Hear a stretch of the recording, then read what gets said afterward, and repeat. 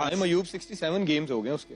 हाँ, और मुझे 17 साल लगे 67 गेम्स खेलते हुए। वो 1.5 साल में खेल गया है और उसकी अभी तक एवरेज 20 की है और अभी तक उसने कोई इम्पैक्टफुल इनिंग नहीं खेली जिससे बंदा कहे कि हाँ भाई इसने पाकिस्तान को मैच जितवाया। ऑस्ट्रेलिया की सीरीज के अलावा कोई सीरीज अकेला याद नहीं आ रही। बंदा लगा हुआ है। आईसीसी का पहला इवेंट खेल रहा है फरहान, वो पूरा लेके चल रहा है। आपकी अकेला टीम को खेल रहा है 160 170 करवा देता है, वरना तो आप 130 भी ना करें। सच्ची बता रहा हूँ मैं आपको। एक तो वो, और दूसरा मैं उस दिन बात भी कर रहा था, मैंने एग्जांपल भी दी थी अभिषेक की और साइम की कि अभिषेक जबरदस्ती लेग वाली को ऑफ मारने जाता है, ये ऑफ वाली को जबरदस्ती इधर मारने जाता है।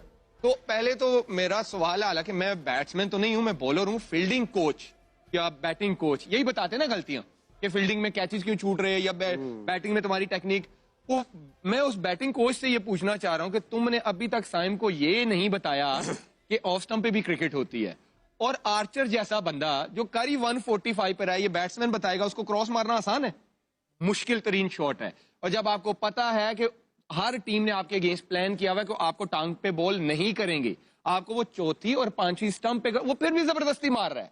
तो पहला तो ये कि आपकी मैनेजमेंट, आपके बैटिंग कोच को ये सोचना पड़ेगा, भाई मैं फिर वही पे आ जाऊंगा, इब्रार बाहर बैठ सकता है तो साइम क्यों नहीं बैठ? पहला तो मेरा ये सवाल है। दूसरा, आपने बोला टर्निंग पॉइंट था जहां पे बाबर और फरहान खेल रहे थे, वहां पे बाबर ने मोमेंटम स्लो कर दिया सारा। 45 बॉलों पे 46 रन की पार्टनरशिप हुई है।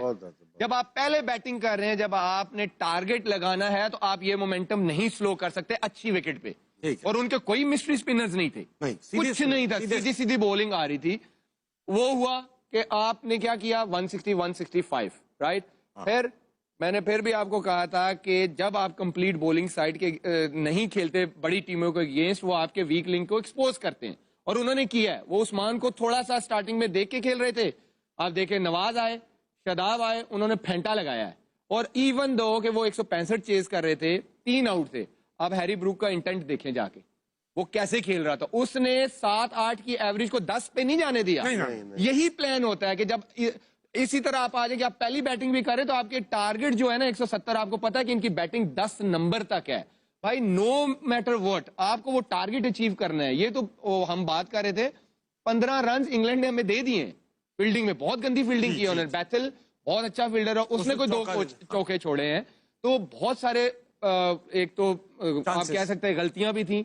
एक अच्छा था कि शहीन ने आज बेटर बॉलिंग की है, हालांकि वो बड़े प्रेशर से आया कि परफॉर्मेंस नहीं थी, सिलेक्शन उसकी जस्टिफाई नहीं कर रही थी, लेकिन उसने किया, उसने 4 आउट किए।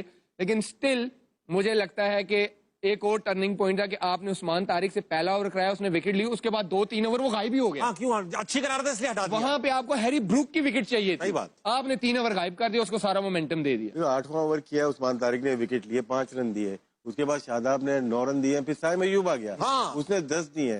फिर उसके बाद शादाब आ गया, 17 रन दे दिए। 36 रन ये बने जो बात कर रहे हैं ना, वहीं तो प्रेशर डालना था, वहीं जो आपको आउट करना था। ये आउट ऐसे मैचेस में आपको आधा तितर आधा बटन नहीं बहुत सही कह रहे हैं। आपको प्रॉपर बॉलर चाहिए होता है। और वहां पे शायद लेग करके हम लोग 36 रन बहुत थे और वहां से मोमेंटम शिफ्ट हो गया था इंग्लैंड के हाथ। दोस्तों, पाकिस्तान के साथ भी वही हुआ है जो इंडिया के साथ हुआ था कि एक ही रात के अंदर जज्बात बदल गए, हालात बदल गए। पाकिस्तान के साथ भी यही हुआ है कि कुछ ही लम्हों के अंदर पाकिस्तान के हालात बदल गए और जज्बात बदल गए। हालांकि पहले 3 विकेटें आउट हो चुकी थी और 35 रन पर तो चौथी विकेट आउट हो चुकी थी। उस वक़्त पक्का यकीन हो गया था कि ये मैच पाकिस्तान जीत जाएगा। लेकिन उससे पहले पाकिस्तान ने ये भी गलती की कि बैटिंग के अंदर कम अज़ कम 20 से 30 रन कम बनाए। जिस तरह की बैटिंग जारी थी, तो या अगर ये सही तरीके देख कर खेलते मोहम्मद नवाज, उस्मान खान, बाबर आजम ने तो मायूस किया है यार। साइम अयूब ने तो वैसे ही मायूस किया है पूरे टूर्नामेंट के अंदर,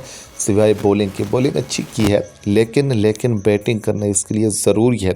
लेकिन फिर भी ओवरऑल अगर देखा जाए तो पाकिस्तानी टीम ने आज बहुत मायूस कुन कारकर्दगी दिखाई है। हालांकि मौका था पाकिस्तान के पास, ये मैच जीतने का मौका था, लेकिन इन्होंने मौका गंवा दिया। और ख़ास तौर पर उस्मान तारिक ने जो कैच छोड़ा है, जिस वक्त हैरी ब्रूक 17 रन पर खेल रहे थे, तो उस वक्त ही मैच इनके हाथ से निकल गया था।